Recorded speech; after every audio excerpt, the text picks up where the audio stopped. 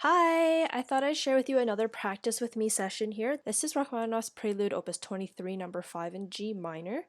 And I thought I would share with you a practice session. And I really wish I recorded this when I first practiced it, which was yesterday, so I could show you the system that I go through to learn all these chordal leads, which is not easy to do, and just show you how I work through them and, all the struggles and all that stuff. But here we are. This is day 2. I'll show you what state it's in right now. Keep in mind, this is not performance tempo. This is not performance interpretation. It's only been 2 sessions of work on this little section and maybe spent about, 20 to 30 minutes on just this session alone yesterday and a little bit today as well. So here's what it sounds like.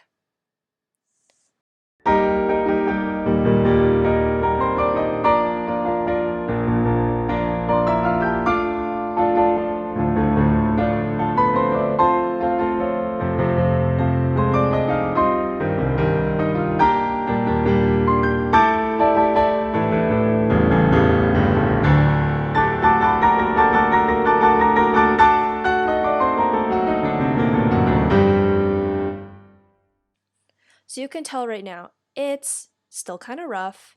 It's not up to performance tempo or performance interpretation, but it's getting there. Remember, it's only been 2 days of practice, and I think for 2 days of 2 sessions, it's not too bad. What I would like to share with you using this piece is the idea of hand choreography. As a pianist, you are also kind of a dancer. You have to figure out, in the way the dancer would figure out what hand and foot and stuff is all coordinated, you have to figure out which hand is going where, when, and also how. When I play this, it may look as though my hands are moving at the same time, at the same rate. And so you may have people practicing this and they're trying to get from one place to another as quick as they can and both hands are going. But that's not actually the case. Depending on which passage you are in, yes, maybe sometimes the hands will be starting their movement at the same time. They may also be starting their movement at different times. Maybe the left hand will go first, the right hand will follow, or right hand goes first, left hand follows. Or they may be starting at the same time, but they're moving at a different rate. One hand might be going faster than another. And that's what you have to figure out, and that's what you have to choreograph. For example, let's go and check out these 2 chords right here. We're moving from this lovely chord to this one here. As you can see, hopefully my camera's not lagging, it looks as though I'm moving both of my hands at the same time. At the same rate too, but that's not the case. If you take a look, if I was to move from the and a 2 to the and a 3 at the same rate, it would be like this. If I go really slowly. My right hand is in the right position, but my left hand is not. It's on a G and an E flat when it really needs to be down here. So that means one of 2 things. One, the left hand has to move first. It has to have a head start to get to where it needs to go, and then the right hand follows. Or the left hand has to move faster if they're going at the same time. Regardless of what it is, you will find your own combination once you start choreographing and starting to speed it up. But let's take a look a little more closely. We'll go from here. If I'm choreographing this, my first intention would be to get the left hand to move first, because it has to get out of the way in order for the right hand to be in position. So the left hand will start to move first, and it'll place itself, and the right hand comes in after. In a way, it's almost like you're playing this hand separately, and this is absolutely wonderful because not only does it start to teach you which hand is going to move first, so where you're going to be focusing on first, but it's also going to make sure that you are prepared behind the note or on the note that you need to be before you play it, so that you're always going to be accurate. If you are already on the key before you need to play, there is no way you're going to play a wrong note unless you have some unfortunate incident, someone like slaps your hand and you slip or something. So it helps you prepare. It also helps you memorize, okay, this one is going to go from E flat to B flat. This is really just an octave lower for the right hand going down. Then as you start to pace them, what I would first do is start on this chord and just ghost. Land silently, land silently. So you're practicing preparation. Once you get that and you're kind of used to, okay, this hand's moving here, start to land them. So you get in your ear what it sounds like. You're always starting back from your starting position. Then from there, I would slowly start to actually choreograph it. Left hand moves first, right hand's gonna follow. And so you'll notice in order for that to happen, the left hand might have to move a little bit faster than the right hand. And as you start to speed it up, you may find that over time, your hands can actually start to leave at the same time, but now the left hand knows how much faster it needs to get down, and the right hand knows how much its own speed to get down there as well. And then you start to do it in time, and a 1, and a 2, sorry, and a 2, and a 3. And now you've choreographed it. You've been able to memorize it visually, kinesthetically, and also using your ear. You know what it sounds like. Before we move on, I want to preface this a little bit. If you want to be able to quickly learn a piece like this, there are a few things that you need to have under your belt first before you can move on to this kind of choreographing of the hands. Number one, you need to be able to see these chord shapes and know exactly what chord they are.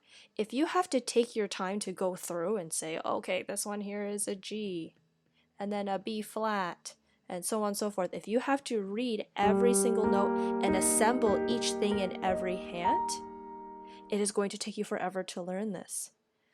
You want to be able to see immediately, let's say in the left hand, this, that it's an E flat major chord and it's in first inversion. And in the right hand, it's also an E flat major chord, but in second inversion.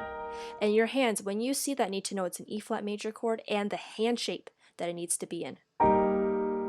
Because when you are moving from chord to chord, if you're having to disrupt your choreography, if you have to disrupt your choreography with assembly of notes and figuring out where they are, then what you are practicing then is not the choreography or the movement from chord to chord, but rather learning how to note read and how to assemble a chord. Those are the basic stages. You want to be able to see and play. And so what is happening then now is you're thinking, okay, here's my chord E flat. I'm going to the next E flat chord and I'm just thinking hand shapes, hand shapes, hand shapes.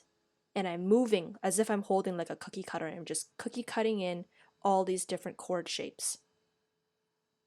That's number one. Number two, when you're moving from chords to chords, you want to be preparing your chord shape before you land on the next one. So I'm going from this beat to this beat now. If you have to take your time to assemble and then to assemble, it's going to take too long. When we're moving from chord to chord, if I go really slowly, you can see what I'm doing is I'm preparing my hand shape to the next one.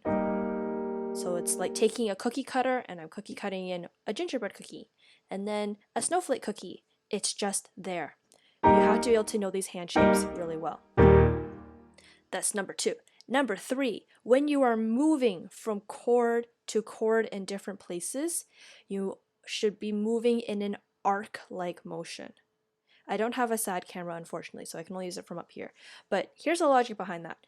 When you are moving, let's say like a UFO, and you're going from one place to another in a straight line horizontally, what happens is you are probably going to be, let's say you're going from like this low C to this high C. You are accelerating to your next note, but in that acceleration, you have to suddenly stop. And as you're stopping, almost like you're hitting a wall, you're going to have tension.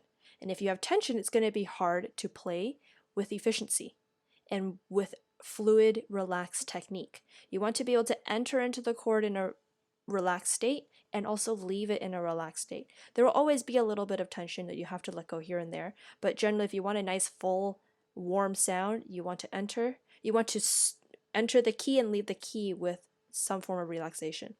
So that's why I don't advise having a horizontal line and getting there as fast as you can and just kind of stopping there. You don't want that tension. Instead, in piano playing, we often move in arc-like motion. So we'll start here and we're going to move an arc-like motion to here. And this is a lovely movement because just like a ball, when you're throwing a ball up, It's going to accelerate up, it's going to have some air time, which is where you get to relax and also prepare your hand shapes, whatever they may be, and then you let gravity accelerate you to the chord that you need. So when you're leaving, you're almost having no tension. You're just letting this arm, like a windshield wiper, get you from place to place. And then it's just a matter of how high is your arc going to have to be to get you from one place, or how low is it going to have to be, how flat or how rounded it's going to be, and the speed of your acceleration going up so that you can go and have your hand fall down with gravity. So when we're going from, let's say here, I've basically jumped off the key in an arc-like motion as if I'm throwing my hand up the midway point and I'm just letting my hand fall down to the next octave, and then I can enter the key without any tension. So in summary, you want to be able to look at these chords and know exactly what chord it is, in this case it's E flat, exactly what hand shape it is, and then when you're moving from chord to chord, you want to move in an arc-like motion so that you can make use of the gravity and also be able to enter and leave the key relaxed. And while you're doing that, start preparing the next hand shape. The next thing is, if you want moving from one place to another, you also want to make sure that you're always prepared on the note before you play it. By doing that, you won't ever miss that note. You will always be accurate. If you are on the notes before you need to play them, there's no way you can miss it. If you are going from one place to another and you're just kind of falling into the chord and hoping that you'll get it, you're not going to. Instead, you want to place and then from there push off to the next chord that you need to go in that arc-like motion. And now I'm going to prepare that hand shape. I'm going to the next chord. And so now I'm also choreographing which hand might move first, or if they're going to move together, at what rate. And then I'm timing that height of my arc to let me go to where I need to be. That was a lot of information. I hope it helps you for those who happen to be learning this piece or other things that are similar like this. Thank you for joining me. If you want to see my progress with this prelude, you can go and check out my Instagram. If you think this video deserves a like and a follow, I'd be so happy to see you on my subscribers list.